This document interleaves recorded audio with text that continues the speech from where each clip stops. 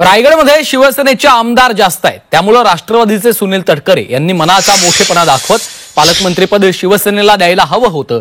तसं तटकरे यांनी केलं असतं तर आमच्या मनातली तटकरेंची उंची आणखी वाढली असती, अशी प्रतिक्रिया शिवसेनेचे ज्येष्ठ नेते रामदास कदमांनी दिली आहे. तटकरे हे अजित पवारांचे उजवे हात आहेत, त्यामुळे अदिती तटकरे कुठेही पालकमंत्री होऊ शकतात, अशी भूमिका देखील रामदास कदमांनी मांडली आहे.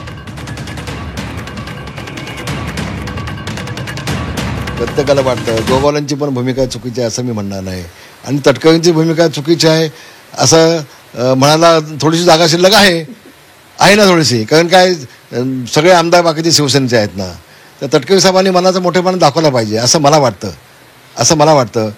आणि तटकरे राज्याचे नेते आहेत, ते आमच्या अजितदादांचे उजवे हातच नाही, तर अख्खा पक्ष ते सांभाळत आहेत, म्हणून त्यांची मुलगी कुठेही पालकमंत्री म्हणून जाऊ शकते ना. पण ज्या जिल्ह्यामध्ये शिवसेनेचे 4-5 आमदार आहेत, तिथं शिवसेनेच्या आमदाराला संधी दिली असती तर तटकरे साहेबांची उंची आणखी वाढली असती.